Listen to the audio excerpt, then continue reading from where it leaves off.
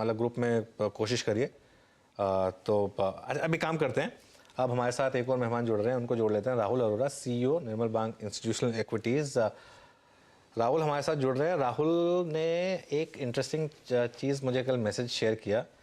राहुल की जो कंपनी निर्मल bank institutional equities है, जिसके राहुल सीईओ हैं, अब उसको 12 साल हो गए हैं। राहुल सीईओ बने थे 30 साल की उम्र में, और उस समय कई लोगों को लग रहा था कि क्या 30 साल की उम्र में सीईओ बनकर राहुल कुछ कर पाएंगे कि नहीं, लेकिन राहुल ने क्या ज़बरदस्त परफॉर्मेंस दिखाई और निर्मल बैंक इंस्टीट्यूशनल इक्विटीज़ को काफ़ी हाइट्स पर इस समय ले गए हैं। तो राहुल, सबसे पहले तो मैं ऑन एयर आपको इस चीज़ की बधाई दूंगा कि आपने 12 साल इतना अच्छा काम किया और एक अपने आप को आपने प्रूव किया, तो सबसे पहले उसके लिए मुबारक आपको।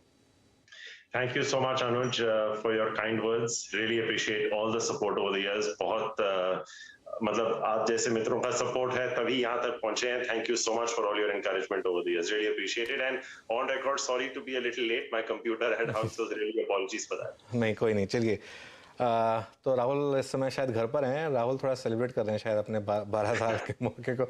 तो राहुल, कैसे देख रहे हैं मार्केट को इस समय? आज फेड की बैठक है, तो उसको लेकर थोड़ी सी नर्वसनेस है मार्केट में, लेकिन हमारी मार्केट में बिल्कुल नर्वसनेस नहीं है। हमारी मार्केट को तो कुछ फर्क ही नहीं पड़ रहा है। ऐसा लग रहा है कि कुछ भी हो जाए, मार्केट को सिर्फ ऊपर जाना है। थोड़ा डर लग रहा है अब इस मार्केट में, इस लेवल पर, या फिर अभी भी कॉन्फिडेंट हैं आप मार्केट को लेकर? डर तो लग रहा है अनुज, क्योंकि एक तरफ से ऑब्वियसली जैसे आपने कहा कि फेड की बैठक आज है और आरबीआई की बहुत ही उसके कुछ घंटे बाद है, तो ये भी एक एक्सपेक्टेशन है कि आरबीआई किस वजह से बैठक कर रहा है और क्या उनकी थॉट प्रोसेस होगी। लेकिन आई थिंक अनुज, कहीं ना कहीं अगर आप मार्केट का कंसेंसस देखें तो एक 275 बेसिस पॉइंट्स के रेट हाइक मार्केट ऑलरेडी लेके चल रहा है फेड का, अभी का जो आज रात को आएगा और एक और before the end of the year.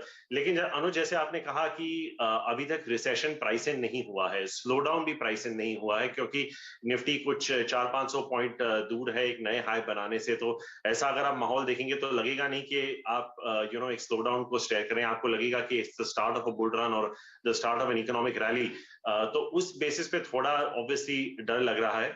Results बहुत अच्छे आए हैं अनुज, ये कोई इसमें दो राय नहीं है कि इस क्वार्टर के रिजल्ट्स बहुत अच्छे हैं, लेकिन ये सब बैकडेटेड नंबर्स होते हैं। आई थिंक फॉरवर्ड जब हम देखें, मुझे लगता है कि जनवरी क्वार्टर के जब रिजल्ट्स आएंगे, तब थोड़ा जब कॉर्पोरेट्स की कमेंट्री आएगी, पर्टिकुलरली एक्सपोर्ट रिलेटेड, तब मुझे लगता है कि थोड़े FY24 के अर्निंग्स डाउनसाइड रिवाइज होंगे। लेकिन जैसे आपने कहा, मुझे लगता है कि वैल्यूएशंस अब इस वक्त आपके फेवर में नहीं है। यहाँ पे निवेश करना मुझे लगता है थोड़ा डेंजरस हो सकता है। राहुल, दो स्टॉक्स पर आपका व्यू चाहिए था मुझे। एक तो LIC हाउसिंग, नंबर्स के बाद इसमें जबरदस्त डिक्लाइन, करीब करीब 12% नीचे है, और एक चोलामंडलम, ये नंबर्स के बाद थोड़ा अच्छा कर रहा था। तो कुछ व्यू है आपका इन दोनों स्टॉक्स पर? देखिए अनुज, LIC ऑब्वियसली प्रोविजनिंग काफी हद तक बढ़ी थी। आई थिंक अगर आप housing finance as a fact देखें अनुज, तो I think a lot of the good run is probably behind them. I think जिस तरह से घरों की बिकवाली हुई है पिछले 2-2.5 साल में, आई थिंक जिस तरह की उनकी ग्रोथ भी आई है, हो सकता है कि अगले 2-3 क्वार्टर तक ये सस्टेन कर जाए, थोड़ा मोमेंटम है। लेकिन अगर आपको हाउसिंग फाइनेंस में ही रहना है तो मेरी राय यही होगी कि आप सबसे लार्जेस्ट प्लेयर HDFC के साथ ही रहें, क्योंकि इस वक्त अगर आप कैनफिन होम भी देख लें, LIC हाउसिंग फाइनेंस भी देख लें, रेपको होम फाइनेंस, कहीं ना कहीं इन सबके चैलेंजेस हुए हैं अनुज। कुछ स्टैंड पेपर की है, कुछ पॉलिटिकल है, कुछ और प्रोविजंस रिलेटेड हैं। तो LIC ऑब्वियसली प्रोविजंस की वजह से, लेकिन एक चीज LIC के फेवर में जो जाती है अनुज, वो है वैल्यूएशंस, क्योंकि इसके वैल्यूएशंस इतने सस्ते हैं कि at any point in time it will look like an attractive stock to have. I don't even think it is trading at one time forward book. लेकिन I think आज I think एक आध घंटे में उनकी कॉन्फ्रेंस कॉल है तो थोड़ा और कलर मिलेगा। लेकिन इन सब के कॉस्ट टू इनकम रेशियो भी अगर आप देखें अनुज, इतने हार्टनिंग नहीं है। तो ऑपरेटिंग लेवल पे मुझे पता नहीं कि आपकी ऑपरेटिंग प्रॉफिट ग्रोथ कितनी होगी, वो जो हम प्रॉफिट बिफोर प्रोविजनिंग भी देखते हैं। तो आई थिंक अगर आपको हाउसिंग फाइनेंस खेलना ही है तो आप HDFC लिमिटेड के साथ रहिए, तो आपके ज्यादा पैसे बनने की संभावना है। चोला is I think Anuj our top pick in the auto finance space. आप उनकी रिटर्न ऑन इक्विटी देख लीजिए consistently, there is a reason Chola commands जो वैल्यूएशन पे जाता है 4.5 टाइम्स 1 ईयर फॉरवर्ड। ऑब्वियसली वहां से करेक्ट होके 3.5 टाइम्स हो चुका है, लेकिन जिस तरह HDFC लाइफ उस सेक्टर में कमांड करता था या HDFC बैंक अपने सेक्टर में कमांड करता था, आई थिंक वही कमांड आपको इस स्टॉक में देखने को मिल सकती है। बिकॉज आई थिंक अनुज, जो हम रिप्लेसमेंट की बात करते हैं, I think the kind of market share that Chola has not only in commercial vehicles but even in the replacement cycle, and like I said, आप जानते हैं मुझे अनुज, काफी टाइम से मैं रिटर्न ऑन इक्विटी और रिटर्न ऑन कैपिटल एम्प्लॉय देखता हूं, तो मुझे लगता है कि चोला की रिटर्न ऑन इक्विटी काफी हद तक सस्टेन कर जाएगी। वैल्यूएशंस हमेशा थोड़े एक्सपेंसिव होंगे, पर आपको अगर सुंदरम फाइनेंस, श्रीराम ट्रांसपोर्ट वगैरह से कंपेयर करना होगा तो मेरा झुकाव हमेशा चोला की तरफ जाएगा। हर डिप पे मैं इसको ऐड करना ज्यादा better समझूंगा, particularly Anuj, because we are very bullish on the commercial vehicle cycle, and Chola is very very prominent there to names like Tata Motors, Ashok Leyland, Mahindra and the likes. Okay, चलिए राहुल, कुछ नए stocks की बात कर लेते हैं। अब कुछ हमारे आवाज के व्यूअर्स के लिए कोई नई पिक्स जो आपने रिसेंटली आइडेंटिफाई की हो? Anuj, domestic pharma I think is one place where काफी हद तक हमें लगता है कि पैसा बन सकता है। हालांकि यूएस में आई थिंक काफी एक बड़ा amount, almost 130-140 billion dollars of branded generics is going of patent, but हमारा ये मानना है कि वहां पे प्राइस इरोशन काफी आ सकती है और कंपेटिटिव इंटेंसिटी काफी हद तक बढ़ सकती है। तो आई थिंक अगर आप डोमेस्टिक फार्मा की तरफ देखें तो ऑब्वियसली लार्ज कैप्स में Cipla would be one name, हालांकि थोड़ा बहुत चल गया है, लेकिन अगर आप मिड कैप्स में देखिए, आप अजंता या एल्केम देख सकते हैं, और स्मॉल कैप्स में I think Eris life sciences हैं। हमने हाल ही में आई थिंक 3-4 हफ्ते पहले इन पे रिपोर्ट निकाली थी। आई थिंक ये तीन जो मिड कैप नाम है जो मैंने कहा, जैसे मैं अजंता की बात कर लें या एरिस की बात कर लें, हमें लगता है कि आपको यहाँ पे 17 से 18% की अर्निंग्स कंपाउंडेड ग्रोथ मिल जाएगी अगले 2-3 साल में, और वैल्यूएशंस भी काफी हद तक आपके फेवर में है। डोमेस्टिक इसलिए अनुज क्योंकि आई थिंक कंपेटिटिव इंटेंसिटी लो हो जाती है, और डोमेस्टिक फार्मा कंपनीज में क्या होता है कि अगर आप मार्केट लीडर हैं, टिपिकली आप उसमें ज्यादा कंपेटिटिव इंटेंसिटी नहीं देखते। तो आई थिंक इसके चलते मुझे लगता है कि Ajanta and Eris can do well. और एक ओवरनाइट रिजल्ट आया था अनुज, जो कि यूनाइटेड फॉस्फोरस था, यूपीएल, वहां पे आई थिंक हमारी अपसाइड ऑलमोस्ट 60% है। It has almost 10-11% free cash flow yield. जिस तरह के प्रोडक्ट लॉन्चेस कर रहे हैं, हालांकि उनका एक एक्विजिशन होना था पिछले साल जो नहीं हुआ, लेकिन they are looking at branching out on to the pharmaceutical side, which if they do a right acquisition Anuj, I think could be margin accretive and from a capital employed perspective could be very good. तो I think ये large cap में एक नाम है जहां पे हमारा almost 50-60% upside है।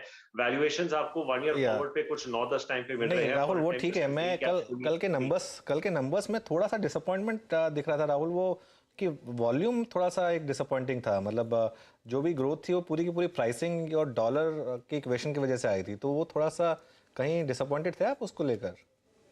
ये बात आगे जाके भी लागू होगी अनुज, क्योंकि अगर मैं अपना ग्रोथ देखूं तो I think almost 60% of the future growth will continue to come from pricing and 40% of the future growth will continue to come from volumes. तो I think this is probably in the short term going to be a pricing play. इसकी वजह ये भी है अनुज, क्योंकि उनके raw material prices बढ़ रहे हैं और उनके कंज्यूमर्स जो जिनको ये उनके प्रोडक्ट्स बेच रहे हैं, वो प्राइसेस पे करने के लिए रेडी हैं। ऑब्वियसली ये ग्लाइफोसेट का इशू आया है, लेकिन I think the company will tide over it. But I think this is always predominantly going to be more a pricing game than a volume game. आप कह सकते हैं कि थोड़ी दिक्कत वाली बात है अनुज, लेकिन अगर आप FMCG देखें, अगर मैं आपको एक पैरेलल उदाहरण दूं, तो FMCG कंपनीज की भी अगर आप पिछले 4-5 साल में हिस्ट्री देख लें, it's predominantly been pricing led, it's not been that much volume led. और ये काफी सेक्टरों में अगर आपको दिखेगा, अगर आप सीमेंट भी देख लें तो काफी हद तक in the recent past pricing related growth आई है, क्योंकि रॉ मटेरियल सीमेंट की वॉल्यूम ग्रोथ उतनी नहीं है। तो आपकी ऑब्जर्वेशन बिल्कुल सही है, और मुझे लगता है कि अगले 1-8 साल तक यूपीएल का जो मैंने आपको ब्रेकअप बताया, समझो यूपीएल 15% ग्रो करता है, उस 15% में 60% ग्रोथ होगी, वो प्राइसिंग होगी, 40% वॉल्यूम ग्रोथ होगी। लेकिन जैसे मैंने आपको कहा अनुज, अगर मैं मार्केट पे इस वक्त थोड़ा डर रहा हूं, तो मैं ऐसे स्टॉक्स भी देखना चाहूंगा जहां पे डिविडेंड यील्ड हाई है, free cash flow yield high है और वैल्यूएशन सपोर्ट में है।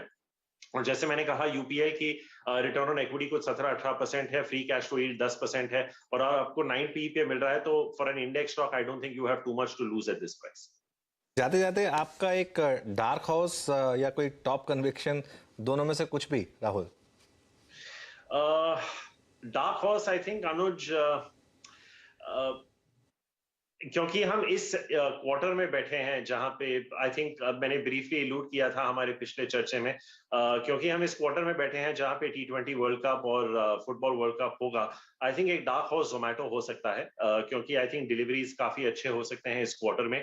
हालांकि स्टॉक बहुत अंडर परफॉर्म कर चुका है, आई थिंक उसकी 52 वीक हाई या लाइफ हाई करीबन 180 के आसपास है। I think if I am not mistaken अभी स्टॉक कुछ 55-60 के आसपास चल रहा है, लेकिन आई think this could probably be one of the best quarters on record for Zomato and I would not be surprise के जब तक उनके अगले रिजल्ट्स आ जाएं मिड टू लेट जनवरी या अर्ली फरवरी में कि ये स्टॉक 80 से 90 के बीच में चला जाए। तो I think this could potentially be a dark horse in terms of a high conviction idea, Anuj, I think क्योंकि अनुज सेक्टोरल शिफ्ट हो चुका है आईटी से दूर और प्राइवेट बैंक्स और सीमेंट वगैरह के यहाँ पे, तो I think cement could potentially be a dark horse sector जहां पे मुझे लगता है कि यहाँ से भी वैल्यूएशंस रीरेट हो सकते हैं। और मैं आपको एक ईस्ट बेस्ड प्लेयर दे देता हूँ, नुवोको। मुझे लगता है कि Nuvoco could potentially be not only an acquisition target, but I think even on a standalone basis, given where the valuations are, I think इनके earnings मेरे को लगता है कि अगले 3 साल में एटलीस्ट 2.5x बढ़ जाएंगे अनुज। तो आपको valuations काफी हद तक normalize दिख जाएंगे।